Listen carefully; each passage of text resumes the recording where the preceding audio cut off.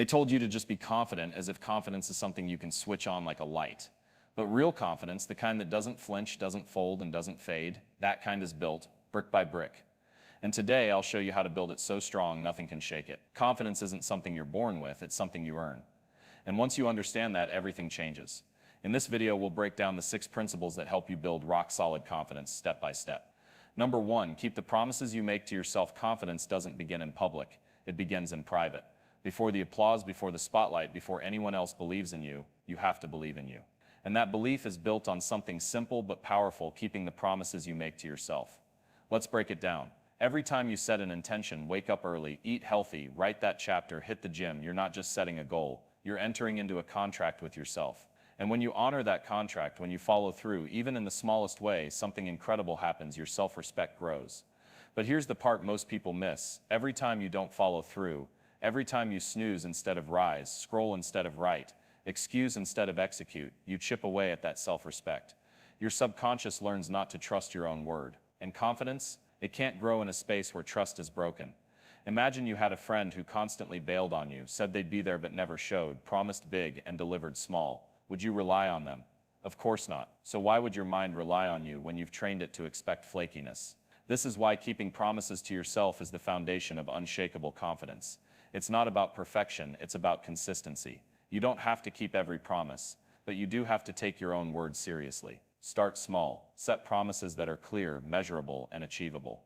Not I'll work out more, but I'll do 20 push-ups a day. Not I'll read more, but I'll read 5 pages before bed. These micro promises, when kept, create micro wins, and those wins stack up fast. The key here is identity. When you consistently do what you say you will do, your identity begins to shift. You stop seeing yourself as someone who wants to be disciplined, and start seeing yourself as someone who is disciplined. You're no longer pretending to be confident. You're becoming the kind of person who naturally is. And when that's who you are, when your word means something to you, you don't need hype, luck, or validation. You walk into rooms knowing you can trust yourself to handle what's coming. That's real confidence. There's a quote by Ed Mylett that says, "Self-confidence is really the process of keeping the promises you make to yourself." That's the game. It's not about being loud or flashy, it's about being solid internally.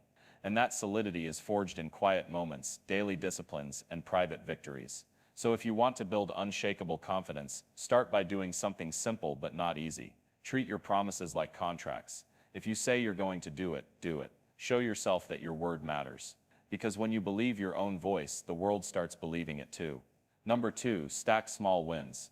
When people think of confidence, they imagine big moments: nailing the interview, delivering the perfect speech, closing the huge deal. But confidence isn't born in big moments. It's revealed in big moments. Where it's actually built is in the small ones, day after day, win after win. This is the secret. Confidence is a stacking game. Think of every small win as a brick. One workout, one early wake up, one healthy meal, one focused hour of deep work. On their own, they don't seem like much. But when you stack them consistently, you're building something strong and unshakable: proof. And that proof becomes the foundation of your confidence. James Clear puts it like this: every action you take is a vote for the type of person you want to become. So when you take small, consistent actions, when you collect those small wins, you're casting votes for the identity of someone who is disciplined, capable, and confident. And those votes add up fast. Let's say you commit to doing 10 minutes of journaling each morning. At first, it's just a task, but after a week, then a month, your brain starts to say, "I'm the kind of person who starts the day with intention." That identity becomes a source of power. Now imagine you add another small win: daily stretching. Then another: limiting screen time before bed. Each one stacks on the last, and suddenly you're no longer trying to be confident, you are confident, because your habits have given you evidence. Here's the truth. Most people chase confidence by chasing outcomes. They wait until they get the job, lose the weight, or earn the money to finally feel worthy. But real confidence comes from progress, not perfection. From action, not arrival. If you're always waiting to feel ready, you'll never move. But when you start stacking small wins, you feel ready because you're doing the work. Even better, small wins are within your control. You can't always control the outcome of a big project or how others respond to you, but you can control whether or not you follow through on the small things: your habits, your choices, your mindset. And those are the things that build long-term belief in yourself. And when the big moment comes, the meeting, the pitch, the challenge, you don't have to fake it. Your confidence is real because it's been earned in hundreds of small decisions.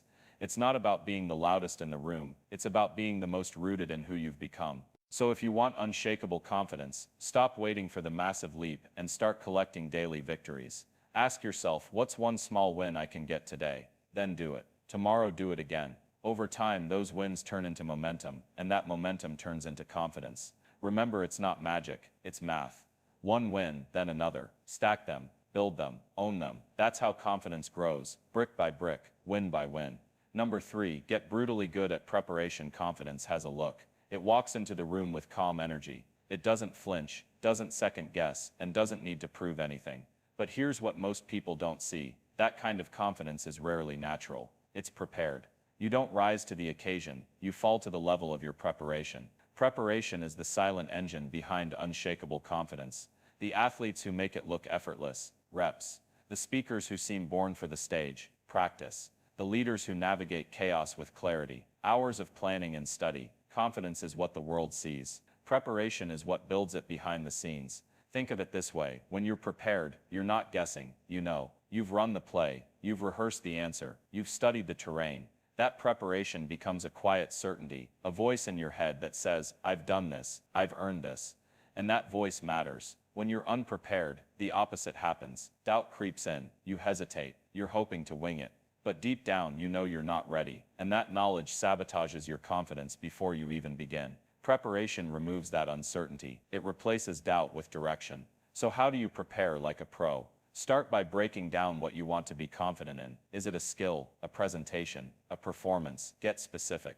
Then reverse engineer your process. What do you need to practice? What gaps do you need to fill? What knowledge, systems, or habits will set you up to win? Next, embrace the power of reps. Repetition breeds familiarity. Familiarity breeds confidence. Don't just skim a speech, deliver it 20 times. Don't just outline your business pitch, practice it under pressure. The more you train, the more automatic it becomes. You want to be so prepared that even on your worst day, your effort is still better than most people's best. Remember, confidence isn't loud. It's not bravado. It's the calm that comes from knowing you've done the work. When you walk into a room prepared, you don't need to be flashy. You just need to be ready. Preparation also builds something deeper, self-trust. When you prepare, you're proving to yourself that you're serious, that you care, and that you're willing to do what others won't. That's powerful. Because the person who prepares thoroughly doesn't fear the outcome, they welcome it. And don't wait for the pressure to prepare. Train in the off-season. Study before the crisis. Practice before the pitch. Build the habits before the moment demands them. That way, when the lights come on, you're not improvising, you're executing.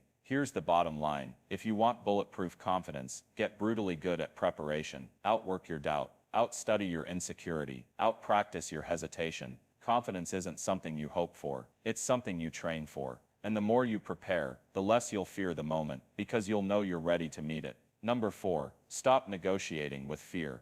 Fear will always have something to say. It whispers before you speak. It shows up before you act. It plants doubts in your mind and offers you 100 reasons to play it safe. And if you give it a seat at the table, if you start negotiating with fear, it will rob you of your potential every single time. But here's the truth. Confidence is not the absence of fear. It's the refusal to let fear drive your decisions. Everyone feels fear, even the most successful people. The difference is, they don't wait for the fear to disappear, they move through it. They don't ask, what if I fail? They ask, what if I never try? The moment you start negotiating with fear, you start shrinking your life. You turn down the opportunity because it's not the right time. You don't start the project because you're not ready yet. You stay quiet when you should speak up. Each one of those choices teaches your brain a dangerous lesson. Avoid risk, avoid growth. And here's the kicker. Every time you let fear win, your confidence erodes just a little more. Not because you failed, but because you didn't even try. Confidence grows when you act in spite of fear. It grows when you feel the nerves and still make the call. It grows when your voice shakes, but you speak up anyway. It grows when you don't feel ready,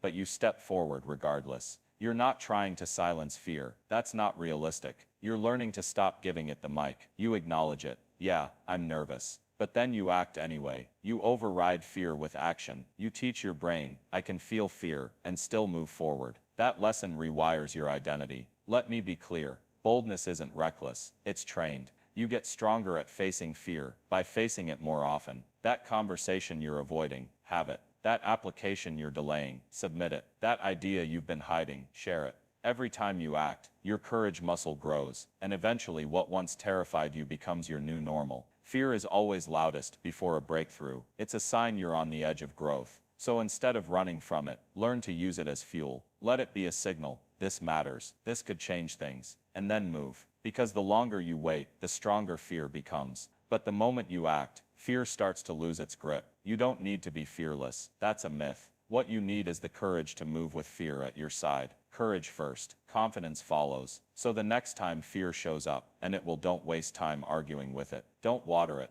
Don't let it stall your momentum. Feel it, acknowledge it, and then say, thanks for the warning, but I've got work to do. That's how confidence is built. When you stop negotiating with fear and start showing up for your life. Every time you do, you become just a little more unshakable. Number 5, surround yourself with belief builders. Confidence doesn't grow in isolation. It's influenced every single day by the people around you. Whether you realize it or not, the voices in your environment shape the voice inside your head. That's why one of the most powerful moves you can make for your confidence is to surround yourself with belief builders. Think about it. When you're around people who constantly doubt themselves, who complain, who settle, who criticize every new idea, what happens? You start second-guessing yourself. You shrink to fit the energy of the room. You censor your goals. You tone down your ambition. It's not always obvious. It happens quietly. You start thinking smaller. You delay action. You hesitate to dream out loud because you know you'll be met with skepticism or sarcasm. That's not a confidence problem. That's an environment problem. Now flip it. Imagine being around people who expect greatness from you. People who challenge you to aim higher. People who see more in you than you see in yourself. That kind of environment does something powerful. It pulls your confidence upward, not through flattery, but through belief, through energy, through example. Here's the truth. Belief is contagious. When someone looks you in the eye and says, "You've got this," your brain takes notice. When you watch a friend show up with discipline, lead with courage, and push past fear, you start thinking, why not me? That's the power of proximity. James Clear talks about identity being shaped by the tribe. If you're part of a community that values growth, courage, and consistency, you naturally adopt those values. You start to rise, not because you're trying to prove anything, but because that's just the standard around you. That's why this point matters so much. You cannot build unshakable confidence in a shaky environment. If your circle mocks ambition, normalizes mediocrity, or discourages change, you will constantly be battling against the tide. But when your circle is filled with belief builders, the current flows in your favor. So take inventory. Who lifts you? Who challenges you to grow? Who makes you feel capable even when you're doubting yourself? Keep those people close. And here's the key. Become that person too. Be the belief builder in someone else's life. Encourage, uplift, challenge. When you reflect belief outward, you reinforce it inward. You're not just borrowing confidence, you're becoming a source of it. And if you don't have belief builders in your life right now, create the environment. Listen to powerful voices through podcasts, books, interviews. Join communities online or in person that align with your growth. Environment isn't just about people, it's about input. Feed your mind with content that fuels courage and silences doubt. Your confidence is a reflection of your surroundings. Change your environment, and you'll change what you believe is possible. Because here's the truth. Confidence isn't just about believing in yourself. It's also about being around people who remind you, over and over again, that you're capable of more. When that becomes your normal, self-doubt doesn't stand a chance. Number 6, take bold action before you feel ready. If you're waiting until you feel confident to take action, you're going to be waiting a long time. That's the trap. Most people believe confidence comes before action, then they'll take the leap, speak up, start the thing. But that's not how it works. Confidence is not the prerequisite, it's the result. Bold action creates confidence. Every time you take a step without having all the answers, every time you move forward, while fear is still whispering in your ear, you're building a new kind of belief in yourself, earned belief. You're proving to yourself, I can do hard things. I can show up unsure and figure it out. And nothing grows confidence faster than that. This is where most people stall. They wait for clarity, for certainty, for permission. They tell themselves, once I feel more ready, I'll start. But that moment rarely comes. Why? Because readiness isn't an emotion, it's a decision. You don't wait to feel ready. You decide to be ready, and then you move. And by moving, you become more prepared. Think of bold action like lighting a match. The flame doesn't appear until you strike it. Your confidence is the flame, but the strike is the action. No strike, no fire. Here's the secret. Bold action doesn't have to be massive. You don't need to quit your job tomorrow or launch a business overnight.